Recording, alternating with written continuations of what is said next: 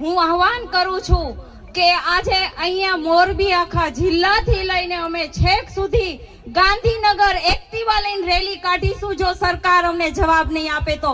તૈયાર છો ને મહિલાઓ? આ મારી આગેવાનીમાં આજે હું જેતપરમાં આહવાન કરીને જાઉં છું. છેલ્લા 8 દિવસ માટે આપણે સરકારને આપણે રાહ જોશું. ગાંધી ચિંધ્યા માર્ગ સુધી 8 દિવસ રાહ જોશું. 8 દિવસ આપણને કોઈ જાતનો જવાબ નહીં મળે તો મહિલાઓ બધા રેડી છો તમે? આપણે એક્ટિવા લઈને જવાનું છે. આપણા ભાઈઓ ટ્રેક્ટર લઈને ગયા હતા, આપણે એક્ટિવા લઈને જવાનું છે.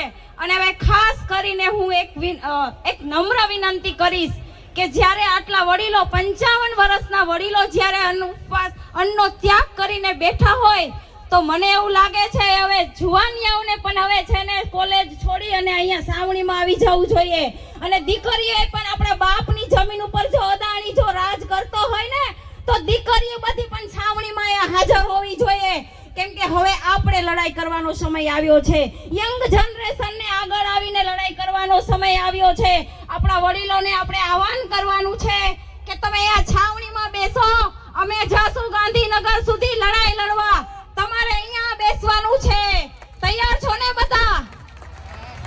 આજે આ વાત કરીને વહી જાવ અને કાલે આને ભૂલી નથી જવાની. હું આજે અહીંયા આવી છું 8 દિવસ માટે કઈ જાઉં છું કે 8મા દિવસ સુધી જો સરકાર આપણને કઈ જવાબ નહીં આપે તો આપણે લેડીઝો બધા, હું આગેવાન તરીકે હું આગળ આવીશ. જો પોલીસના દંડા ખાવા પડશે તો પણ હું દંડા ખાઈશ તમારી આગળ ઊભી રહીને તમતારે. એમાં હું ક્યારેય પીછે હટ નહીં કરું. અને હવે બીજી વાત કહું છું નિલેશ એરવાડિયાની. જો એ સમાજ માટે આપણે જ્યારે આંદોલન થયું હતું 2015માં, જો ત્યારે સાબરમતીમાં જઈને આવ્યા હોય અને પછી જો આપણે લડત આપી હતી તો બીજી લડત આપણી કોરોના સામે આપી હતી, જે કોરોના આપણા આખા રાજ્યને ઘેરી ચૂક્યો હતો. અને જ્યારે પોતાના ફેમિલીનો પણ વિચાર નહોતો કર્યો અને કોરોનામાં જો દર્દીની સેવા કરતા, એવું છે ને કેન્સર હોસ્પિટલ પણ ખોલ્યું હતું, દર્દીઓને નિસ્વાર્થ સેવા કર્યા છે.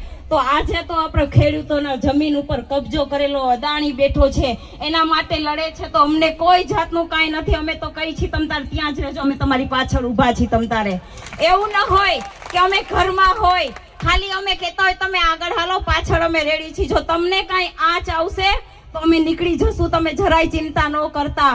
અને આજે મને ખૂબ જ ગર્વ થાય છે જેતપુરની મહિલાઓ ઉપર કે આજે રણચંડી બનીને યુદ્ધ લડવા નીકળી ગયા છે. આજે જાગૃત નહીં થાય, આજે નહીં તો કાલે કઈ હાથમાં નહીં આવે. એટલે હું કાલથી કહું છું, કોલેજોય છોડી દો, આપણે આ જંગ લડવાની છે. આપણા વડીલો એકલા લડશે તો નહીં ચાલે. આપણે દીકરીઓને અને દીકરાઓને બધાને લડવા નીકળી જવાનું છે.